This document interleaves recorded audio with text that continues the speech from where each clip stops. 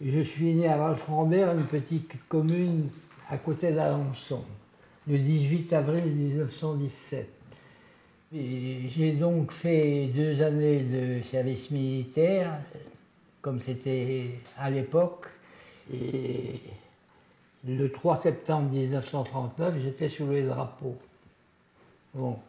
J'ai donc été fait prisonnier le 21 juin 1940 à Forcelles, dans les Meurthe-et-Moselle, envoyé en Allemagne au Stalag 9A. Les stalags, c'était des lieux où on immatriculait les prisonniers et ils étaient ensuite envoyés dans des commandos. Il y avait une centaine de stalags en Allemagne et des milliers de commandos dans toute l'Allemagne, répartis dans toute l'Allemagne, où les prisonniers étaient le plus généralement mis à la disposition des bourgmestres, des maires des villes, qui dispatchaient ces hommes dans différents secteurs, boulangers, bouchers, etc., quincailliers, pour remplacer les militaires allemands qui étaient au front. Et à cette époque-là, c'était le front russe et ça consommait beaucoup de monde. Hein. Les commandos, généralement, c'était un nombre réduit de prisonniers. Ça pouvait varier entre 30 et 100 prisonniers à peu près, pour les plus importants. La captivité, ça ne me convenait pas du tout. Et en avril 1941, j'ai décidé de m'évader une première fois. Vous avez fait comment pour vous évader? On était deux. Et la première chose à faire, c'était d'abord parce qu'on était en militaire. Hein, il fallait d'abord qu'on se mette à trouver des vêtements civils. Les commandos n'étaient pas très gardés. Hein. C'était assez facile de s'évader. J'avais compté à peu près une quinzaine de jours pour rentrer en France à pied. Et on marchait la nuit sur l'autoroute. Et à chaque fois qu'on voyait une voiture qui venait, on se jetait dans le fossé, on attendait que la voiture passe. Et on continuait.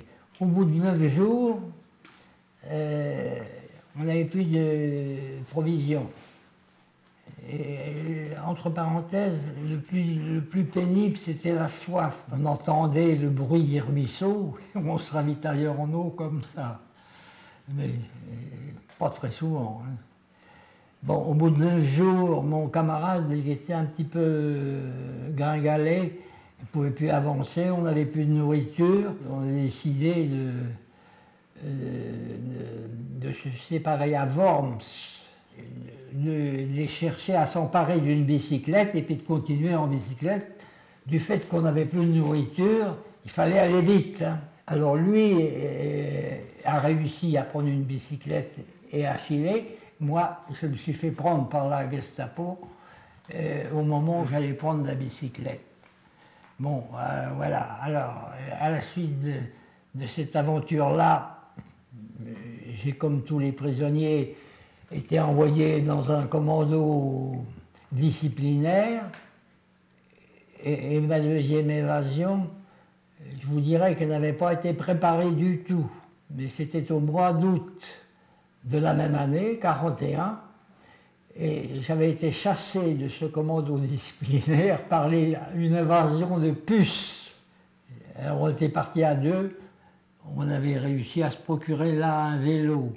En arrivant dans une forêt, il y avait des forestiers qui sciaient des arbres, et le vélo était garé à 200 mètres à peu près d'eux. On a rampé, on a pris le vélo, on a continué à 2 sur le vélo. On est arrivé à un moment, on avait vu un pont on pensait que c'était le Rhin. Malheureusement, j'ai su des années après que c'était pas le Rhin, parce qu'on n'avait pas de carte, évidemment. Et on s'est présenté sur le pont qui n'était pas gardé de l'autre côté, mais arrivé au milieu du pont, 2 sentinelles allemandes nous disent en allemand qui va là. Alors ça y est, on était pris, on a dit Krieg Gefangenen, qui veut dire prisonnier de guerre. Voilà comment on a été repris la deuxième fois. Mais pour en arriver, si vous voulez, à la troisième qui a été la bonne, j'en arrive au camp de Ravarouska. C'était des carrières de pierre. Le travail était très dur. Il y avait des gros blocs de pierre qu'il fallait casser avec une masse. Et voilà. Environ 2000 prisonniers, un petit peu moins. Les Allemands étaient affolés parce que l'évasion du général Giraud avait excité un peu tous les prisonniers qui voulaient faire pareil. Il avait réussi, le général Giraud avait réussi son évasion. Et arrivé à un moment, un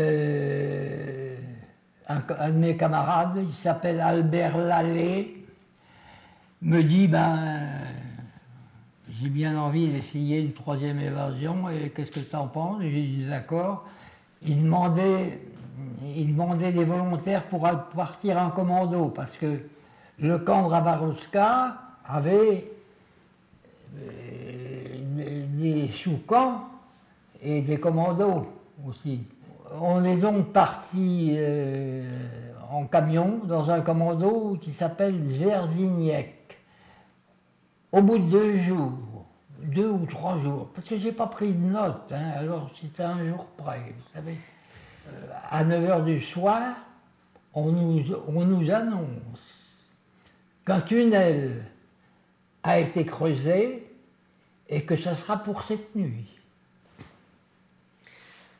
Parce que nous n'avons pas participé au tunnel. On a eu beaucoup de chance, c'est d'arriver au moment, c'est le hasard qui a voulu ça, il y a quelquefois des hasards heureux.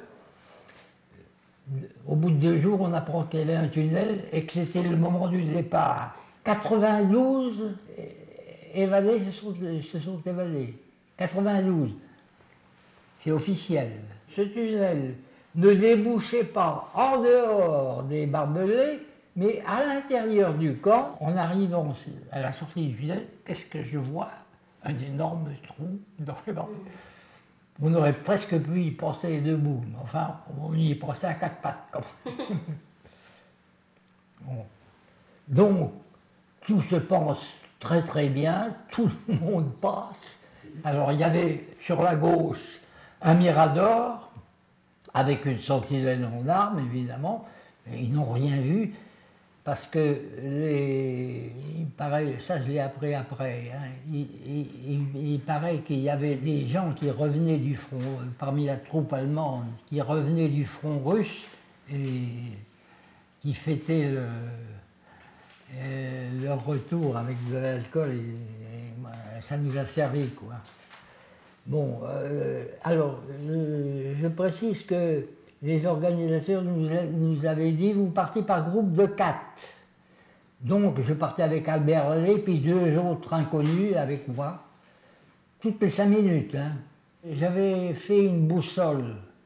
Et pour faire une boussole, il faut avoir une lame de rasoir, une punaise et de quoi aimanter. 90% des évadés se sont dirigés vers la Hongrie, qui était neutre et qui gardait les prisonniers, mais qui ne donnait pas aux Allemands. Bon, nous, Albert Lallet et moi, nous avions décidé d'aller vers la France. Je crois que nous sommes les seuls du groupe des 92 qui ont pris cette décision-là. Bon, vers minuit, 1h, on tombe sur une petite rivière. Lallet ne savait pas nager, moi j'étais très bon nageur, les 2 autres non plus, et on décide de scinder le groupe de 4 en groupe de 2. On pensait que ce serait plus facile de passer inaperçu. Et ça a bien été le cas. À 6h du matin, on s'est dit qu'il va y avoir des recherches. Il va y avoir des recherches, il faut absolument qu'on se plante pour la journée. Il y avait des pommes de terre. Alors on s'est mis à peu près à 50 mètres de la route, à plat ventre, dans le creux d'un sillon. Donc on a attendu la nuit, parce qu'on était toujours en militaire, hein. Attention. La nuit arrivant, on se dit, il faut absolument qu'on trouve des vêtements civils. Encore une fois, on a eu de la chance. On frappe dans une ferme, des cultivateurs, mais alors vraiment très très pauvres, hein. Des types épatants, et qui nous ont habillés du haut en bas, en civil. Alors ça, c'est très important, hein. Donc nous voilà en civil. Alors là, très important, on pouvait marcher le jour, vous comprenez. C'était au mois d'août, on couchait à la belle étoile dans les bottes de paille. On était parti avec 4 tablettes de chocolat et une demi-douzaine de biscuits. Alors évidemment, le ravitaillement n'était pas formidable. Au bout de 9 jours exactement, on arrive au bord d'un fleuve. Et à cet endroit, encore un hasard heureux, c'était une station de bateaux. Qu'est-ce que je vois en arrivant sur les bords de la Vistule, au loin, il n'est pas très large à cet endroit-là. Un curé en soutane.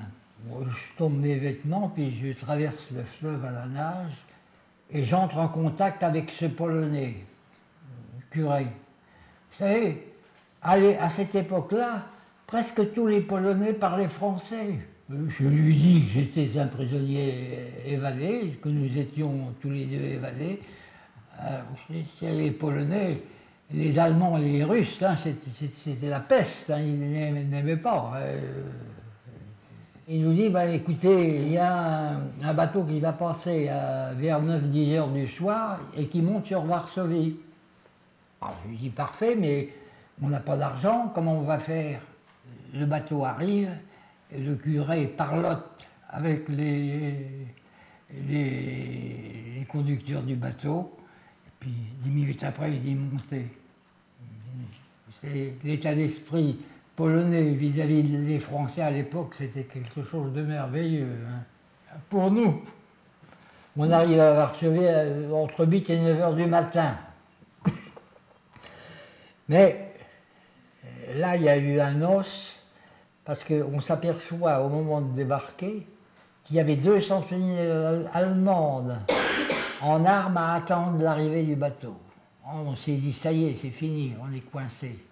Une des sentinelles m'arrête et me demande en allemand, comment t'appelles-tu?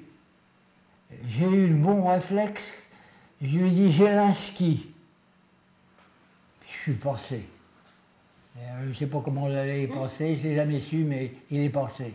Bon, alors notre but à ce moment-là, c'était de rejoindre la Croix-Rouge. Parce que j'étais convaincu que la Croix-Rouge nous sortirait d'affaire. Toujours à Varsovie, hein. On arrive à la Croix-Rouge, on se présente au directeur, et le directeur nous dit, les autorités occupantes nous autorisent à héberger les gens 48 heures. Bon. En fait, on y est resté 5 jours. Et pour la première fois depuis 2 ans, j'ai couché dans un lit avec des draps. Avec des draps. Au bout de 5 jours, il nous a donné une adresse d'une personne qui habitait dans Varsovie. Elle a accepté de nous héberger, mais il nous a dit, je peux vous héberger, mais je ne peux pas vous nourrir. Parce qu'en Pologne, c'était comme en France, vous n'avez pas connu ça, vous avez des tickets d'alimentation, on ne pouvait pas acheter du pain sans ticket, etc. Et pareil pour le beurre, pour tout, hein. Au bout de quelques jours, elle nous dit, eh ben, il y a eu une colonie de travailleurs français à Varsovie, et je sais qu'un convoi de permissionnaires de ces travailleurs français doit partir tel jour. Prenez contact avec eux et essayez de vous mélanger à eux et de passer.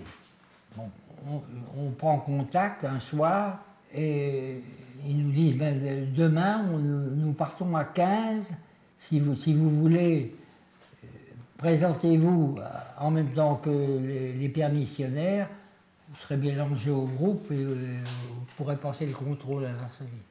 Ça s'est passé très simplement. Il y avait le chef de groupe qui était avec les 15 billets à la fin, et puis les autres permissionnaires ils sont passés. Le contrôleur il n'a pas compté les billets, on est passé sur le quai comme ça, et on est monté dans le train. Le train part. Premier contrôle à la frontière polono-allemande. Heureusement, c'était à un arrêt du train, dans une gare. Bon, alors on voit arriver le contrôleur avec deux policiers de la Gestapo. Voilà, on descend du train et on remonte dans la partie qui avait déjà été contrôlée. Ça a bien marché. Ça s'est passé comme ça. Le deuxième contrôle, j'ai eu le réflexe de m'enfermer dans les voitures. Alors plusieurs fois, j'ai entendu et vu la clanche des voitures bouger, etc. Je me dis, ça y est, c'est les contrôleurs, mais ils n'ont pas tapé. Et puis alors, là, j'aime mieux vous dire que le cœur battait. Hein. Au bout d'une demi-heure, plus rien, je suis sorti. Ça s'est passé comme ça. Quelques heures après, on est arrivé à la gare du Nord. On n'en revenait pas. Bon. Notre trajet depuis l'évasion à Paris, gare du Nord, ça a duré 18 jours, ou 18 ou 19 jours. Vous nous avez pas dit quand est-ce que vous étiez séparés avec Albert? Avec Albert Lallet? Oui. Ah bah on s'est séparés à la gare du Nord. En arrivant à la gare du Nord, et on ne s'est revus qu'au moment de ma retraite, c'est-à-dire presque 30 ans après, oui. Est-ce que vous auriez un message à transmettre à la nouvelle génération? Un message qu'on n'oublie pas le camp de Ravarouska et les déportés de Ravarouska, oui, ça, c'est le devoir de mémoire. La liberté, c'est quelque chose de précieux. Il faut avoir été emprisonné pour le savoir. Oui.